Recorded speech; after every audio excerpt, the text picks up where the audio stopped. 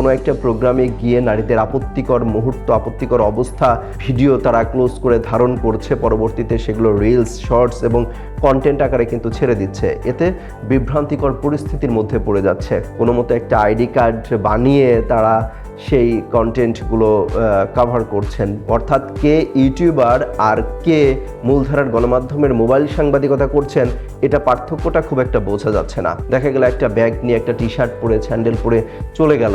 আগামীর যে মোবাইল সাংবাদিকতা, যেটা সম্ভাবনাময় সাংবাদিকতা বলা হচ্ছে আগামীর দিনের, সেটা অনেকটা হুমকির মুখে পড়বে এবং একটা থ্রেটই বলা যায়।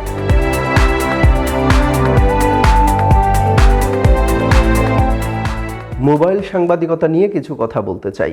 সেটা হচ্ছে বর্তমানে যদি বলি যে একটা বিপ্লব ঘটে যাচ্ছে, অর্থাৎ মোবাইল সাংবাদিকদের যে উত্থান বলা যায়, যে প্রত্যেকটা ঘটনা তাৎক্ষণিক লাইভ এবং আনকাট দেখানোর ক্ষেত্রে এই মোজো সাংবাদিকতা বলে থাকছে যে মোবাইল জার্নালিজম, এটার একটা বিপ্লব চলছে। প্রত্যেকটা মিডিয়া হাউস তারা মোবাইল সাংবাদিকতার একটা ডিপার্টমেন্ট চালু করেছে, মাল্টিমিডিয়া চালু করেছে।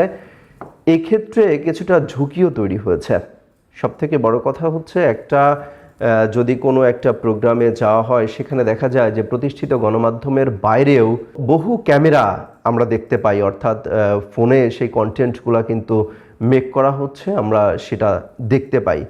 এতে হচ্ছে কি যে প্রতিষ্ঠিত যেসব গণমাধ্যম বা মূলধারার যেসব গণমাধ্যম রয়েছে, সেসব গণমাধ্যমের কর্মীরা কিছুটা বিভ্রান্তিকর পরিস্থিতির মধ্যে পড়ে যাচ্ছেন ইউটিউবারদের কারণে। আবার নাম সর্বস্ব যেসব প্রতিষ্ঠানগুলো রয়েছে, অর্থাৎ নিবন্ধনের বাইরে যেসব প্রতিষ্ঠানগুলো রয়েছে, তারা কন্টেন্ট মেকিংয়ের ক্ষেত্রে কোনো ধরনের গাইডলাইন ফলো করছে না, বা কোনো ধরনের তাদের যে স্ট্যান্ডার্ড মেনটেন করার কথা সেটা কোনোভাবেই করছে না। দেখা যাচ্ছে যে কোনো একটা প্রোগ্রামে গিয়ে নারীদের আপত্তিকর মুহূর্ত, আপত্তিকর অবস্থা বা বিশেষ একটি শরীরের অংশের ভিডিও তারা ক্লোজ করে ধারণ করছে, পরবর্তীতে সেগুলো রিলস, শর্টস এবং কন্টেন্ট আকারে কিন্তু ছেড়ে দিচ্ছে। এতে বিভ্রান্তিকর পরিস্থিতির মধ্যে পড়ে যাচ্ছে। কয়েকদিন আগেই আমরা দেখেছি যে সিয়াম আহমেদ তার স্ত্রীর উপর থেকে ক্যামেরা ধরার জন্য আপত্তি চলেছিলেন। তো এই ক্ষেত্রে বেশিরভাগ ক্ষেত্রে দেখা যায় যে মূলধারার গণমাধ্যমের বাইরে গিয়ে যারা শুধু কন্টেন্ট মেক করেন বা ফ্রিল্যান্সের জার্নালিস্ট যারা রয়েছেন বিশেষ করে, বা নাম সর্বস্ব প্রতিষ্ঠানের নাম ধরে কোনো মতো একটা আইডি কার্ড বানিয়ে তারা সেই কন্টেন্টগুলো কভার করছেন, নিয়ে আসছেন এবং তাদের সেই প্রতিষ্ঠানগুলো থেকে সেগুলোর নামও নেই, বা সেই প্রতিষ্ঠান কোথায়, কোনো হাউস কোথায়, কতজন কাজ করে, তার কোনো কিছুই কিন্তু জানা নেই। এই অবস্থা তৈরি হচ্ছে। এতে কি হয়েছে, মূলধারার যারা মাল্টিমিডিয়া জার্নালিস্ট যারা রয়েছেন বা মোবাইল সাংবাদিকতা যারা করছেন, তারা কিছুটা ঝুঁকির মধ্যে পড়ে গিয়েছেন। কারণ এই দোষটা বেশিরভাগই আসছে এই মোবাইল জার্নালিস্ট যারা রয়েছেন তাদের উপরে। এখন কথাটা হচ্ছে এখান থেকে উত্তরণের আসলে উপায়টা কি? প্রথম কথা হচ্ছে বড় যেসব ইভেন্ট রয়েছে সেসব ইভেন্টগুলোতে কিন্তু আমরা দেখি যে সেসব প্রতিষ্ঠানগুলো যেখানে ইনভাইটেশন পাঠানো হয়, সেসব প্রতিষ্ঠানের নামের তালিকা থাকে এবং তালিকা ধরে ধরে কিন্তু এন্ট্রি করানো হয়। এখন সব ইভেন্ট তো আর এইটা হবে না। পাবলিক ইভেন্ট যেগুলো রয়েছে, টিএসসি কেন্দ্রিক, ঢাকা ইউনিভার্সিটি কেন্দ্রিক বা অন্যান্য বিষয়ে যেগুলো রয়েছে, পাবলিক গ্যাদারিং রয়েছে, সেই সবগুলো তো এগুলো মেনটেন করা সম্ভব হয় না ইনডোর প্রোগ্রাম ছাড়া। তাহলে সেখানে করণীয় কি? আমার একটা বার্তা থাকবে যেসব মূলধারার গণমাধ্যম কর্মীরা যারা রয়েছেন, বিশেষ করে যারা ফিল্ডে কাজ করেন, মোবাইল সাংবাদিকতা করছেন, তাদের ড্রেস আপ নিয়ে একটা কথা বলতে চাই। প্রথম হচ্ছে টেলিভিশন সাংবাদিকতা যারা করেন, অর্থাৎ ক্যামেরা বুম নিয়ে যারা দৌড়ান, যারা অ্যাসাইনমেন্ট কাভার করতে যান, প্রত্যেকের দেখবেন একটা গেট আপ থাকে।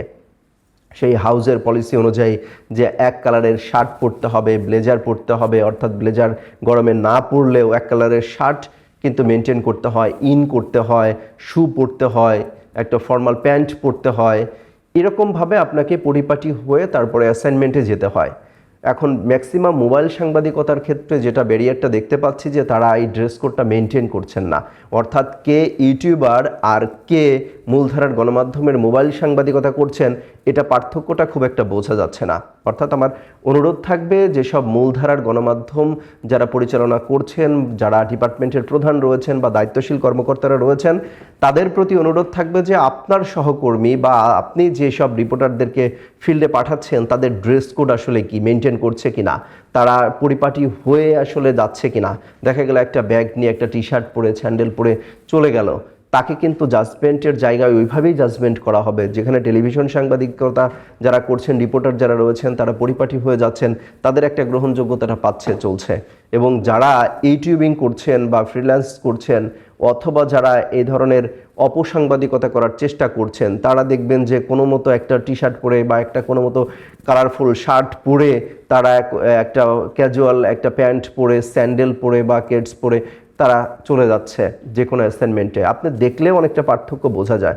অর্থাৎ মূলধারার সাংবাদিকদের সাথে ইউটিউবার যারা রয়েছেন বা যারা ওইসব অপসাংবাদিকতা করার চেষ্টা করছেন বা যারা এই ধরনের কন্টেন্ট, অশ্লীল কন্টেন্ট মেক করার চেষ্টা করছেন, তাদের মধ্যে কিন্তু একটা পার্থক্য রয়ে যায়।